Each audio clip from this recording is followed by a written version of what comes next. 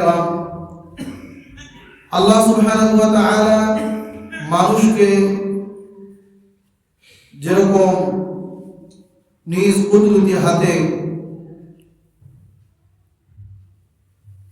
খুবই যত্ন সহকারে সুশ্রী করে সম্মানিত করে সৃষ্টি করেছেন,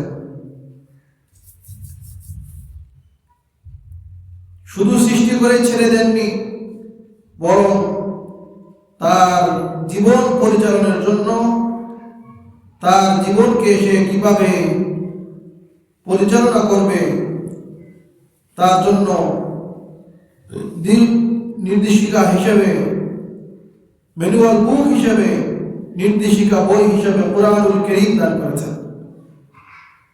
যে কোরআনুল কারীমের মাঝে আল্লাহ সুবহানাহু ওয়া তাআলা বিস্তারভাবে মানব জীবনের কল্যাণ, অকল্যাণ, সুখ, শান্তি, সফলতা, চূড়ান্ত কামিয়াবির কথা বর্ণিত আছে।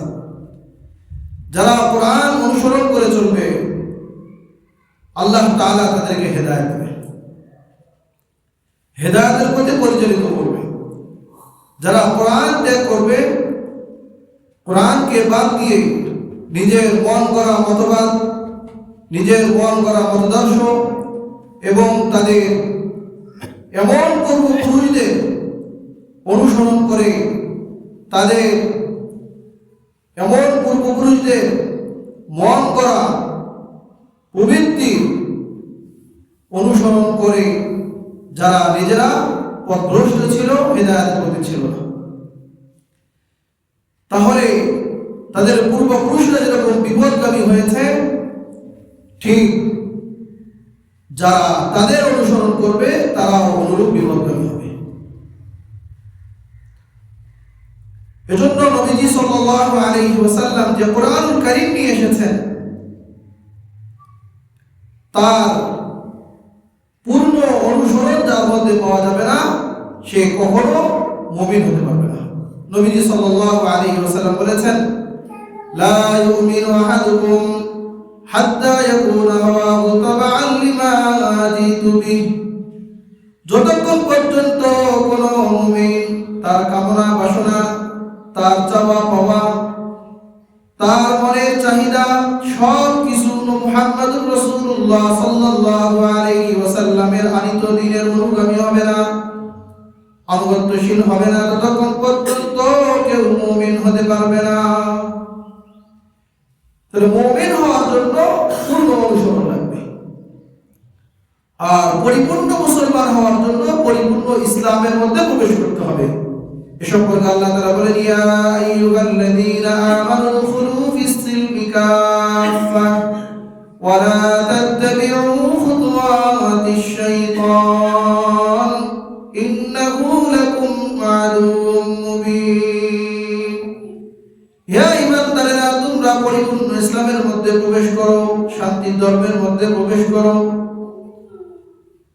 ওয়া লা তাত্তাবিউ খুতুওয়াতিশ শাইতান, শয়তানের পদাঙ্ক অনুসরণ করো না, কেননা তা হলো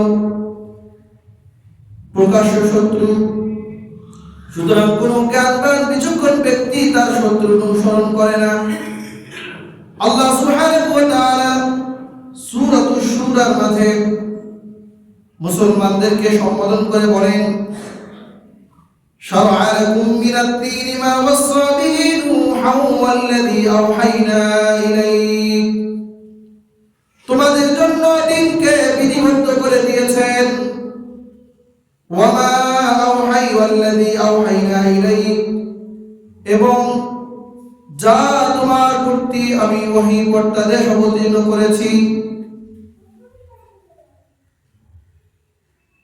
শারআ লাকুম মিনাদ-দীনি মা ওয়াসসা বিহি নূহান, তোমাদের জন্য দ্বীনকে বিধিবদ্ধ করে দিয়েছেন, মা ওয়াসসা বিহি নূহান, যার নির্দেশ দিয়েছিলেন হযরত নূহ আলাইহিস সালামকে। আর যে ওহী কর্তাদেশ তোমার প্রতি অবতীর্ণ করেছি, ওমা ওয়াসাইনা বিহি ইব্রাহিম, এবং যার নির্দেশ দিয়েছিলাম ইব্রাহিমকে, ওয়া মূসা ওয়া ঈসা, এবং মূসা আলাইহিস সালাম এবং ঈসা আলাইহিস সালামকে। সে নির্দেশটি হলো আন আকিম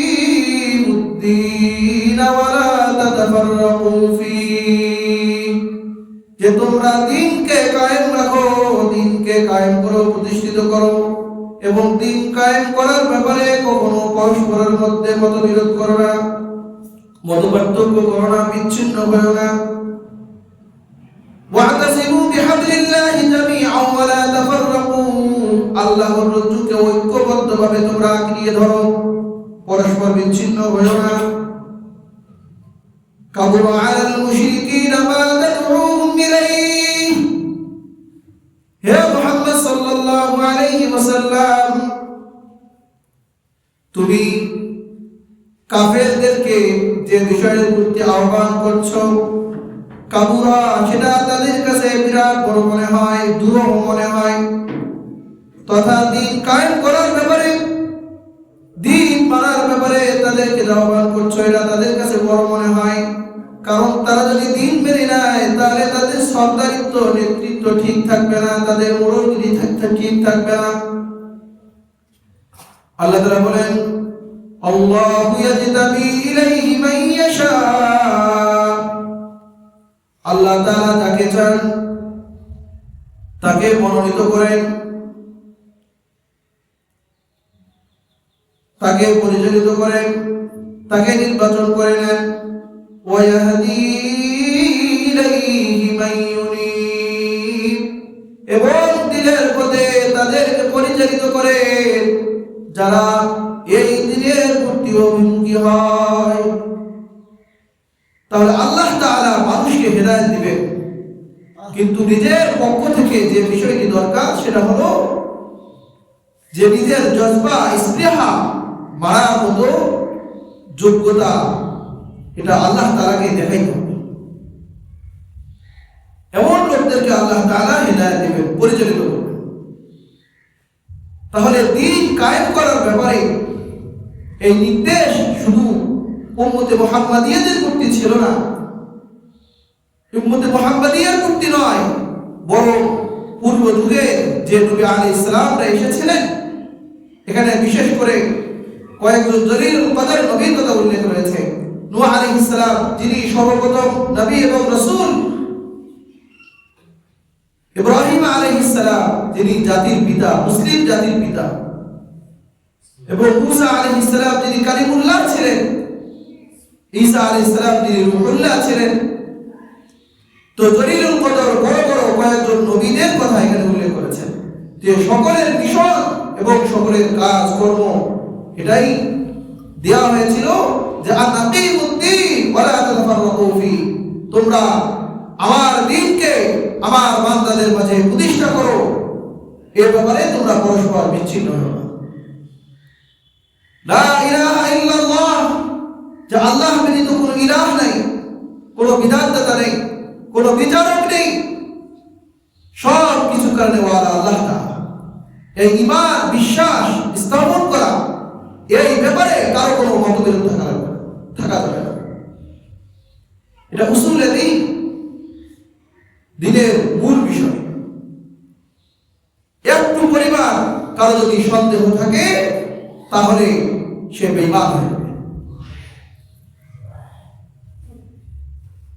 পূর্ব যুগের কিতাবীদের সম্পর্কে আল্লাহ তাআলা বলেন, যারা ওহীর বাণী আসার পরও ওহীর বাণীর অনুসরণ করেনি, তাদের পূর্বপুরুষদের খেয়াল খুশি মতো ধ্যান ধারণাকে স্বীকার করেছে, মেনে নিয়েছে, তাদের ব্যাপারে সিদ্ধান্ত কি? ওয়ামা তাফাররাকু ইল্লা মিন বাদি মা জাআহুমুল ইলমু বাগিয়ান বাইনাহুম,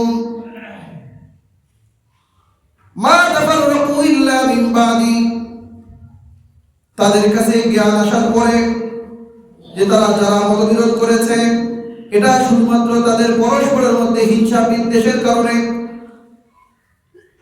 ওয়ালাউলা কালিমাতুন সাবাকাত মির রাব্বিকা ইলা আজালিন মুসাম্মান লাকুদিয়া বাইনাহুম, যে তাদের সম্পর্কে তাদের রবের পক্ষ থেকে যে পূর্ব সিদ্ধান্ত যদি না থাকতো, তাদের লাকুদিয়া বাইনাহুম, তাহলে তাদের মধ্যে ফয়সালা হয়ে যেত। তথা তারা দুনিয়াতে যা করে করুক, কিন্তু তাদের জন্য তো একটা ঠিকানা আছে, সেইটা আমাদের যখন তারা দাঁড়াবে তখন পরিপূর্ণ তাদের বদলা দেওয়া হবে। এই নির্ধারিত টাইম পর্যন্ত তাদের জন্য অপেক্ষা করা হচ্ছে। যদি সেটা না থাকতো তাহলে দুনিয়ার মধ্যে তাদেরকে ধ্বংস করে দেওয়া হতো। لَقُضِيَ بَيْنَهُمْ وَإِنَّ الَّذِينَ أُورِثُوا الْكِتَابَ مِنْ بَعْدِهِمْ لَفِي شَكٍّ مِنْهُ مُرِيبٍ।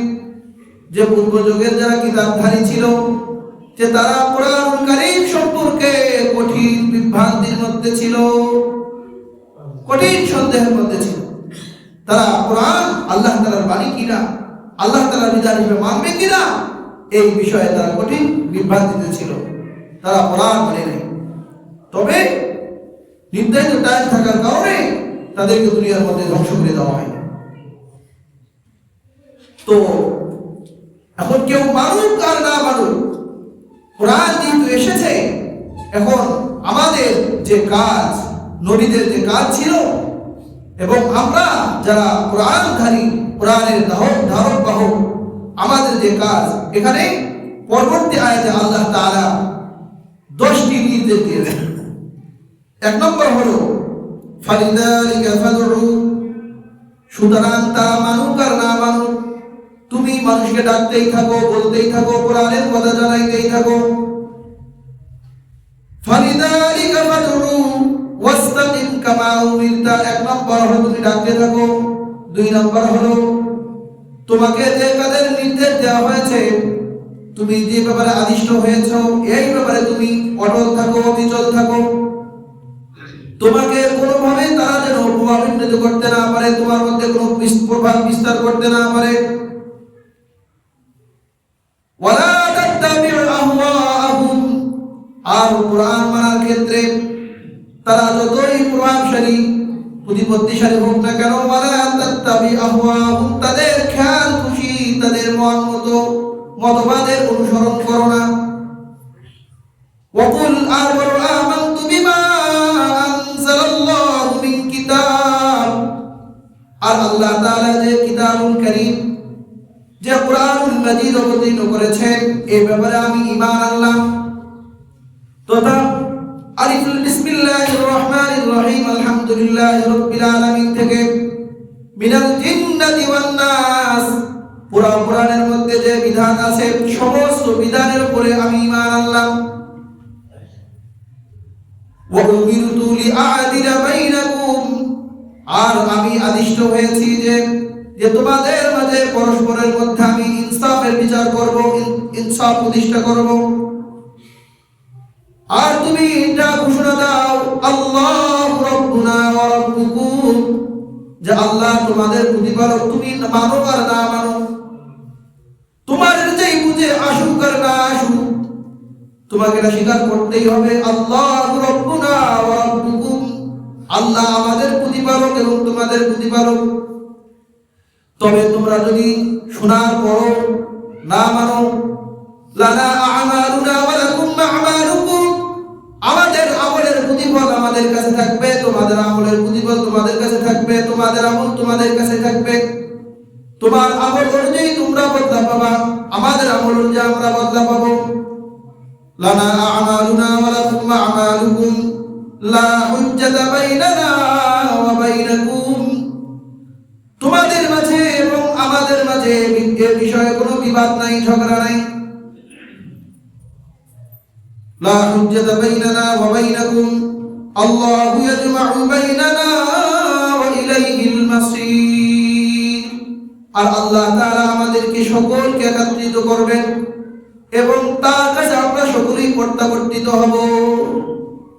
তো শেষ কথা এটি যে ঈসা রহে ও ঈসা রহে, ওহা দেখনা হে কে कैसा রহে, যে দুনিয়াতে এ কেমন সে কেমন, কে সঠিকের উপরে আছে, কে বেঠিকের উপরে আছে, কারা সরল পথের প্রতি, কারা বিভ্রান্ত হচ্ছে, এটা সেখানে দেখা যাবে, সেখানে কার প্রতিফল কি ঘটতেছে। সম্মানিত মুসল্লিয়ানে কেরাম, এখানে এই দিন কায়েমের ব্যাপারে সকলকে সচেষ্ট থাকা, এটা আল্লাহ তাআলার নির্দেশ। যে দিন যদি কায়েম হয়ে যায়, তাহলে প্রত্যেক মানুষের অন্তরে অন্তরে, প্রত্যেক মানুষের মনে যে এক শান্তি বিরাজ করবে, সেটা বলার অবকাশ থাকবে না, আর ভাষায় প্রকাশ করতে হবে না। আজকে সারা দুনিয়ার মানুষ যে বিভ্রান্তিতে আছে এবং যে বিপর্যয়ে ঘটতেছে, তার মূল কারণ এটি যে তারা আল্লাহ তাআলার বিধানকে ছেড়ে দিয়েছে।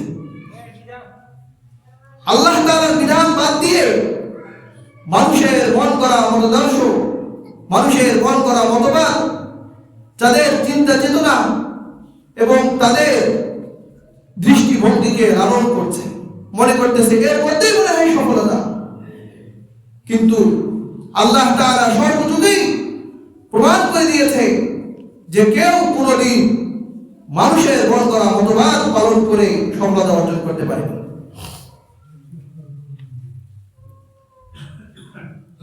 আজকে যদি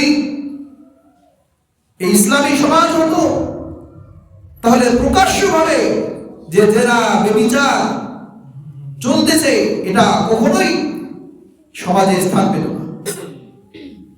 আজকে প্রত্যেক মানুষের অন্তরে যে হাহাকার অবস্থা, যে প্রত্যেকেই জালেম, আবার প্রত্যেকেই মজলুম। আমি একজনের উপরে জুলুম করতেছি, কিন্তু আরেকখানে গিয়ে আমি নিজেই মজলুম হচ্ছি। কারণ এটি যে সমাজে আমি দিন প্রতিষ্ঠা করতে পারি। তো শরিয়া খেলাফত আলা মিন হাযিহি নবুওয়া, আল্লাহ তাআলা আমাদেরকে যে দিন প্রতিষ্ঠার জন্য খলিফা নিযুক্ত করার জন্য পৃথিবীতে পাঠিয়েছেন, তো এই দায়িত্ব প্রত্যেক উম্মতে মুহাম্মাদিয়া প্রত্যেকেই প্রত্যেকের স্থান থেকে তারা চেষ্টা করবে। এক নম্বরে চেষ্টা করতে হবে যে আমার এই 3.5 হাত বডির মধ্যে দিন প্রতিষ্ঠা করতে হবে। আমি আমাকে যদি পরিবর্তন না করি, আমি আমাকে যদি বদলাইতে না পারি, তাহলে আমি এখানে স্লোগান দিয়ে কোনো লাভ হবে না যে এখানে সমাজের পরিবর্তন লাগবে। কারণ আমার পরিবর্তন এটি আমার পরিবারের মধ্যে সংক্রমিত হবে।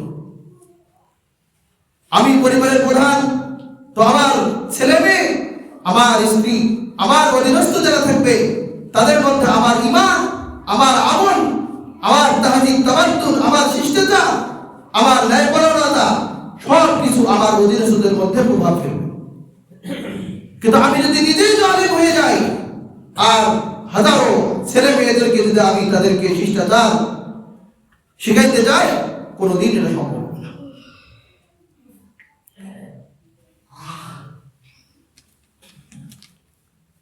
সমাজের বাস্তব কিছু চিত্র যদি আমি বলতে চাই, অনেকের মন খারাপ হবে। কিন্তু যদি আমরা চিন্তা করি যে প্রত্যেকেই আমরা মজলুম হয়ে আছি, যেমন ধরে একজন ট্যাক্সি চালক, একজন রিক্সা চালক, সেও মানুষের থেকে ধোকা দিয়ে 10 টাকার ভাড়া 15 টাকা 20 টাকা নেয় কিনা, যদি অপরিচিত মানুষ পায়। তো এই ক্ষেত্রে সে জালেম হলো।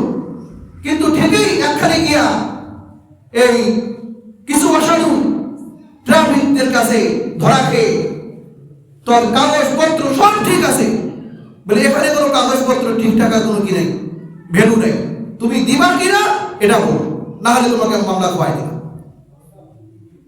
এটা বাস্তব চিত্র, এটাকে অস্বীকার করার মতো না।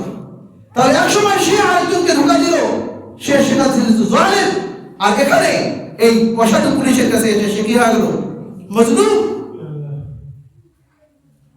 একজন সাধারণ দোকানদার পচা মাছ বিক্রি করতেছে, সে মানুষকে ধোকা দিচ্ছে। আবার সে এই যে এখানে ঘাটি বসাইছে, সে যে এরকম মানে বাসি জিনিস, খারাপ জিনিস বিক্রি করতে পারতেছে, কারো কোনো শক্তির বদলে তাকে সে ট্যাক্স দিয়ে, কর দিয়ে সে খারাপ জিনিস বিক্রি করতেছে, সমাজে চালাইতে পারতেছে। তাহলে সে মানুষের উপর জুলুম করতেছে, আর তাহলে সে মজলুম হইতেছে। আর যে পুলিশ ভাই সে জুলুমটা করলো, সে আরেকজনের কাছে মজলুম। কারণ তাদের যে একটা বাজেট থাকে, এই বাজেট তাদের পর্যন্ত অনেক সময় আসে না। এটা আগেই শেষ হয়ে যায়। এরা নিজের পেটের দায়ে এই মানুষের উপর জুলুম করতে থাকে, এমনকি নিরহ মানুষদেরকে ধরে ধরে তারা জেলখানে ভরায় দেয়। এই যে এই জুলুম, এটা কে বিচার হবে? আর আমাদের বিচার ব্যবস্থার কথা তো বলাই যাবে না, এগুলো ইসলামী বিচার ব্যবস্থা। এখানে 20 বছর পর্যন্ত একটা মানুষের বিচারই শুরু হচ্ছে না। কত ফাইল যে পড়ে আছে। এই কয়েক বছর আগে ঝিনাইদহ থেকে একজন বৃদ্ধা মহিলা 20 বছর ধরে বেকসুর খালাস পেয়েছে, তার কোনো অপরাধ নেই। তাহলে 20টা বছর সে যে এই একটা কঠিন পরিস্থিতির মধ্যে থাকলো, তার কতজন মারা গেছে, তার সেবা যত্ন কত কিছু দরকার ছিল, এই বৃদ্ধা বয়সে সে 20টা বছর কষ্ট করলো, এটার দায় কে দিবে? সব জুলুম। এই কয়েকদিন আগেই পঞ্চগড়ের মধ্যে এক বিচারককে একজন মহিলা জুতা পিটা করছে, শুনছেন? এটা মতো জুতা পিটা ওই বিচারককে করে নাই, বিচার ব্যবস্থাকে করছে। যে 7 জনকে যে মারার দেশে আসামিকে বেকসুরকি দিয়েছে, খালাস দিয়েছে, টাকার বদলে, পয়সার বদলে। এগুলো জুলুম, শুধুমাত্র শরিয়ার হাতে ব্যাপার। এই 2 সপ্তাহ আগে বলাগঞ্জে এক মাদ্রাসায় আমাদের মাহফিল ছিল। সেখানে মাহফিলটা হতেই দেয়নি, কোন একজন ব্যক্তিকে অতিথি না বলার কারণে তার সম্মান নষ্ট হয়ে গেছে। তো পুলিশ এসে বলছিল মাহফিল তো তোর কথা, মাহফিলের মত হবে না, এবং বাস্তব সেটাই করছে। আমরা স্টেজেই আছি, এক ভ্যান পুলিশ চলে আসছে। পুলিশ ভাই আসার আগেই বলতেছে যে দেখেন আপনারও বউ বাচ্চা আছে, আমাদেরও বউ বাচ্চা আছে, সুতরাং আমরা যাওয়ার আগেই আপনারা মাহফিল ভেঙে ফেলেন। 6টা বাচ্চাকে পাখি দেওয়ার দরকার ছিল, আমরা শুধুমাত্র 3জন বক্তা কোরআনে কারীম তেলাওয়াত করছে, আমি শুধু 10 থেকে 12 মিনিটও আলাপ করি নাই, প্রধান বক্তা মোনাজাত করে দিয়েছে, আর মধ্যখানে 6টা বাচ্চাকে শুধু পাখি দেওয়া হয়েছে। তাহলে আমি ওই পুলিশ ভাইয়ের কথাটা আমি নকল করি। সে যে বলল যে আপনাদেরও পরিবার আছে, আমাদেরও পরিবার আছে, সুতরাং আপনারা আমাদেরকে ভুল ভাববেন না। তাহলে সমাজের দৃষ্টিতে জনসম্মুখে তারা এসে মাহফিলের স্প্যান্ডেলটা ভেঙে দিল, তাহলে মানুষের দৃষ্টিতে তারা কি হলো? জালিম। মনে করবে যে এই পুলিশরা এত খারাপ, তারা ইসলামিক কথাবার্তা হবে। আর আমাদের যারা ওখানে বক্তা ছিল, এরকম তো কোনো নাম্বারই বক্তা না যে তারা সরকারের বিরুদ্ধে, সরকারকে উল্টাই দিবে। আমরা যদি সেখানে আলাপ করতাম, সেদিন সরকার কি পরিবর্তন হয়ে যেত? বলে আমাদের ওয়াজে কি সরকার পরিবর্তন হয়ে যাবে? তাহলে সমাজের দৃষ্টিতে তারা হলো কি? জালিম। কিন্তু তারাও আরেকখানে কি? মজলুম। যাদের আদেশে, যাদের নির্দেশে তারা আজকে মাহফিলটা হতে কি হয়েছে? বাধ্য হয়েছে। এটা সমাজ একমাত্র শরিয়া না থাকার কারণে। সম্মানিত মুসল্লিরা, আমি 2টা বিশেষ ধ্বংসাত্মক বিষয়ের কথা উল্লেখ করব। 1 নম্বর হলো যে ট্রান্সজেন্ডার বা রূপান্তরকামী কিছু নারী পুরুষ সম্পর্কে। দেখেন যে ট্রান্সজেন্ডার আর হিজড়া কিন্তু এক নয়। আল্লাহ সুবহানাহু ওয়া তাআলা নারী পুরুষ সৃষ্টি করেছেন। আল্লাহ তাআলা বলেন, ইয়া আইয়ুহান নাসু তাকু রাব্বাকুমুল্লাযী খালাকাকুম মিন নাফসিন ওয়াহিদা ওয়া খালাকা মিনহা যাওজাহা ওয়া বাথা মিনহুমা রিজালান কাসীরান ওয়া নিসাআ। যে এক ব্যক্তি থেকে তোমাদের সকলকে আল্লাহ তাআলা সৃষ্টি করেছেন, সেখান থেকে অনেক নারী পুরুষ সৃষ্টি করেছেন, এর মাধ্যমে দুনিয়াতে মানুষের ধারাবাহিকতা বিস্তার করেছেন। এর মাঝে আল্লাহ তাআলা সমাজের মধ্যে কিছু মানুষকে যে ইন্দ্রিয়ের বিবেচনায় কাউকে কর্তৃ করে দেন, এটা আল্লাহ তাআলা নিদর্শন। আল্লাহ তাআলা বুঝিয়ে দেন, কাউকে গাঁদা হুলা খোড়া বানান, কাউকে বন্ধ করে দেন, এটা আল্লাহ তাআলা মানুষকে সুস্থদেরকে বোঝানোর জন্য, বলার জন্য। কিন্তু সমাজ এমন খারাপ যে তাদেরকে তাদের সমাজে স্থান দেয় না, এমনকি নিজেদের বাবা মা তাদেরকে স্থান দেয় না, যার কারণে তারা সমাজ থেকে, পরিবার থেকে, পরিবাররা সমাজের চাপে মুখ দেখাতে পারে না, এই অসম্মানে তাদেরকে ঘর থেকে বের করে দেয়। আর তারা সবাই একসঙ্গে হয়ে যত ব্যভিচার, অনাচার তারা সমাজের মধ্যে ছড়ায়। এটা তো ছিল না। প্রত্যেকের পরিবারের কাছে থাকলে এই সমস্যা থাকতো না। এক। দুই নম্বর হলো যে হিজড়াদের অধিকার প্রতিষ্ঠা হোক, এটা আমরাও চাই। তারা মানুষ, তারা মানবতার জীবন যাপন করুক, এটা আমরাও চাই এবং অবশ্যই হওয়া চাই। যে 2013 সালে এই ট্রান্সজেন্ডারদের অধিকার প্রতিষ্ঠার জন্য সরকারে এটা আমলে নিছে, কিন্তু পরিপূর্ণভাবে প্রতিষ্ঠা হয়নি। আবার 11 নভেম্বর 2023 এটা আমলে নিচ্ছে। কিন্তু আমি বলতে চাচ্ছি যেটা, যে ট্রান্সজেন্ডার, যে রূপান্তরকামী নারী পুরুষ আর হিজড়া, এরা কিন্তু এক নয়। যে ট্রান্সজেন্ডার হচ্ছে যে যাদের মধ্যে এই ইন্দ্রিয় সমস্যা নাও থাকতে পারে, তারা নিজেরা নিজেদেরকে মনে করতেছে যে আমি নারী বা আমি পুরুষ। এটা তাদের মনের কথা। তাহলে একজন নারী সে নিজেকে পুরুষ ঘোষণা দিচ্ছে, আর একজন পুরুষ সে নিজেকে নারী ঘোষণা দিচ্ছে। এই ঘোষণা দিয়ে সে নারীদের সঙ্গে চলতেছে, সে পুরুষদের সঙ্গে চলতেছে। নিজেদের বেশভূষা, লেবাস পোশাক পরিবর্তন করতেছে। এমনকি অনেকে অস্ত্র প্রচারের মাধ্যমে নিজেদের দৈহিক গঠন পরিবর্তন করতেছে। এখানে অনেকে ডাক্তাররা থাকবেন, যে অনেকেই অস্ত্রোপচার করে যা করে, একজন পুরুষ কি কোনোদিন নারী হতে পারবে? একজন নারী কি কোনোদিন পুরুষ হতে পারবে? তার মধ্যে কি এই প্রজনন ক্ষমতা আসতে পারে? যেই যে নিজেকে রূপান্তর করলো এমন পুরুষ, সে যদি নারী হয়, সব কিছুই দিল, তার যৌনকে স্থাপন করে দিল, জরায়ু দিল, সব ঠিক করে দিল, কিন্তু কোনোদিন সে মা হতে পারবে না, কোনোদিন হতে পারবে না। এটা ডাক্তারদের কথা। তাহলে এই যে তারা ফিতরাতাল্লাহ ফাতারান্নাস আলাইহা লা তাবদীলা লিখালকিল্লাহ, যে আল্লাহর ফিতরত, আল্লাহর সৃষ্টি, এর মধ্যে কোনো পরিবর্তন হয় না। যেখানে শরীয়তের মধ্যে একজন নারী একজন পুরুষের বেশভূষা ধরা, এটা অবিশুদ্ধ।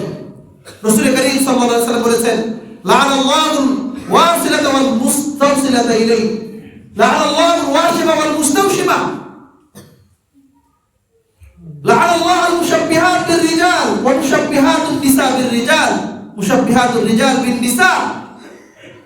যে লেবাস পোশাকের বেলায় কেউ যদি, কোন নারী যদি পুরুষের বেশভূষা ধরে, যারা শরীরের মধ্যে উল্কি আঁকে, আল্লাহ তাআলার অভিশাপ তাদের করতে। তাহলে এইভাবে তারা যে অধিকার আদায়ের নামে পশ্চিমা বিশ্বের তো আগেই পৌঁছে গেছে, আমাদের এই মুসলিম অধ্যুষিত দেশে তারা এই যে অধিকার প্রতিষ্ঠা করতে চাচ্ছে, এর মাধ্যমে কি হবে? যে সমাজে জেনা, ব্যভিচার করতে থাকবে। একজন ছেলে আর একজন ছেলের সঙ্গে থাকবে, একজন মেয়ে আর একজন মেয়ের সঙ্গে থাকবে, পরস্পরের মধ্যে সমকামিতা চলবে। আর আল্লাহ তাআলার আযাব এবং গজব, যে সমাজে ব্যাপকভাবে এরকম জেনা ব্যভিচার চলে, ওই সমাজে আল্লাহ তাআলার আযাব হালাল হয়ে যায়, হালাল হয়ে যায়। তাহলে এই সমস্ত কিছু সম্ভব হচ্ছে শরিয়া না থাকার কারণে। এজন্য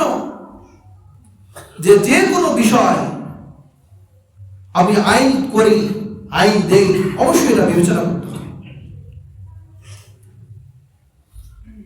আরেকটি বিষয় আমি উল্লেখ করবো, সেটা হলো যে সামাজিকভাবে প্রত্যেকের উপরে একটা দায়বদ্ধতা থাকে। আমাদের এটা সমাজ, বানিয়ে বলা সমাজ।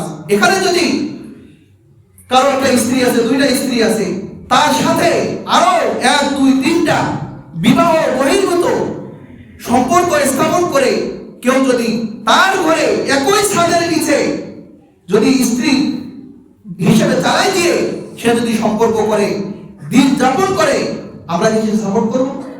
কোন মুসলমানেরা সাপোর্ট করতে পারে? আর এটা যদি এলাকার প্রশাসন জানে, সমাজ জানে, তারা কি সাপোর্ট করবে? এটা তো সাপোর্ট করার কথা। এটা যদি কেউ করে, তাহলে পুরো সমাজের মানুষ দায়িত্ব হয়ে যাবে, ওই সমাজের মানুষ গজব আসবে। কিন্তু দুঃখজনক হলেও সত্য যে বর্তমান সময়ে যোগাযোগ মাধ্যমে এটা প্রকাশিত হয়েছে যে কুষ্টিয়া জেলা সদর অন্তর্গত একজন ব্যক্তি, তার নাম হলো রবিজুল ইসলাম। সে প্রথম বিবাহ করেছে 1999 সালে এরপরে সে আরো 4টা বিয়ে করে। এই কিছুদিন পূর্বে 3 মাসে আরো 3টা বিয়ে করছে। তো তারপরে 3 মাসে কটা বিয়ে করছে? 7টা বিয়ে করছে। 7টা বিয়ে করে একই ছাদের নিচে সে 7 জন স্ত্রীকে নিয়ে আসে। কিন্তু দুঃখের কথা হলো যে এই বিষয়টা এই যোগাযোগ মাধ্যম, বিভিন্ন টিভি, ইউটিউবাররা এরা যে প্রচার করতেছে, এটা যে একটা নেতিবাচক বিষয়, একটা পরিহিত বিষয়, তাদের মধ্যে এখন কাজ করতেছে। তারা সারাতে সুন্দরভাবে সারা দুনিয়ার মানুষের কাছে প্রচার করতেছে এবং এলাকার লোকদের কাছে সাক্ষাৎকার নেওয়া হচ্ছে। তারা বলতেছে না, আমরা তাদেরকে ভাই বোনের মতো সম্পর্ক দেখতেছি, যদি বিবাদ দেখতাম তাহলে না আমরা কোনো কিছু করতাম, আমরা কোনো খারাপই দেখতেছি।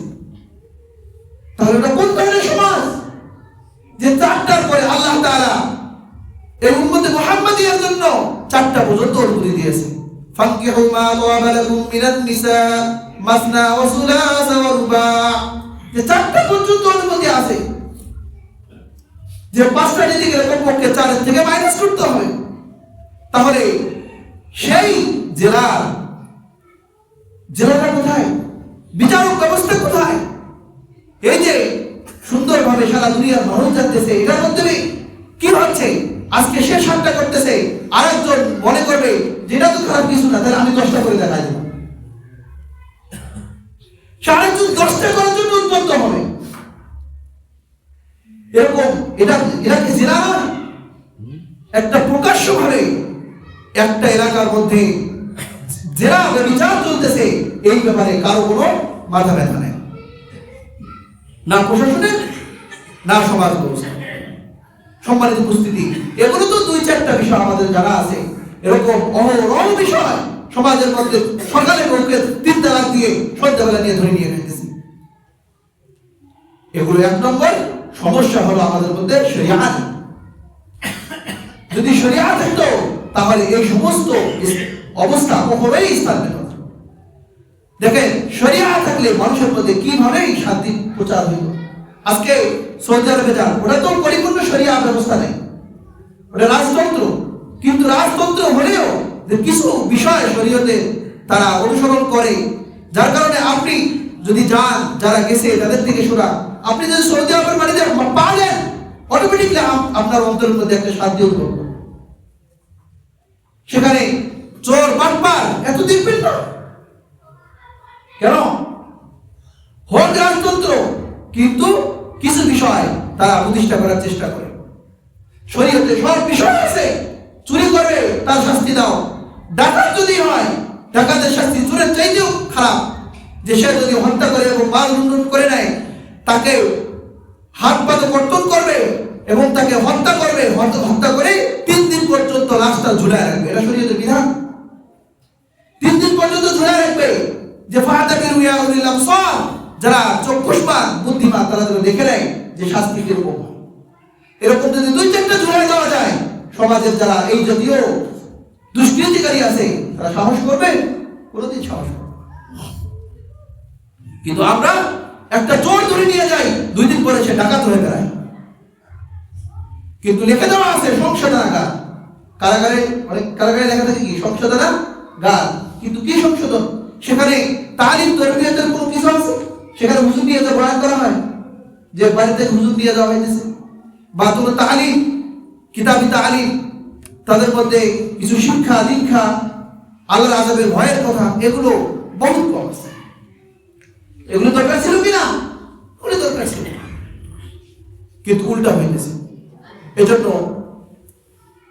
আমাদের যে কাজ সেটা হলো এই আল্লাহ তাআলা যেরকম বলেছে, ফালিযালিকা ফাদউ ওয়াস্তাকিম কামা উমিরি, তুমি বলতেই থাকো, তুমি বলতেই থাকো, আর তুমি যে আদিষ্ট হয়েছে তুমি সেখানে অবিচল থাকো, তোমার কাজ তুমি করো। ওয়ালা তাত্তাবি আহওয়াহুম, তাদের খেয়াল খুশি মতো মন করা মতবাদের অনুসরণ করিও না। আমাদের কাজ হলো আমাদের সাধ্যমতো ইসলাম বিরোধী নীতিমালাকে এড়িয়ে চলা, নিজেদের মধ্যে ইসলাম প্রতিষ্ঠা করা, নিজের পরিবারের মধ্যে ইসলাম প্রতিষ্ঠা করা। এখান থেকে শুরু। আমরা যদি করতে পারি, ইনশাআল্লাহ দেশ সুন্দর হবে, সমাজ সুন্দর হবে, পুরা বিশ্ববাসী সুন্দর হবে। চেষ্টা করবো তো ইনশাআল্লাহ। আল্লাহ তাআলা আমাদের সকলকে তৌফিক দান করুন। বিশেষ করে একটা কথা, যা আমাদের এই যে মুসল্লি এলাকার আসেন, দ্বিতীয় তলায়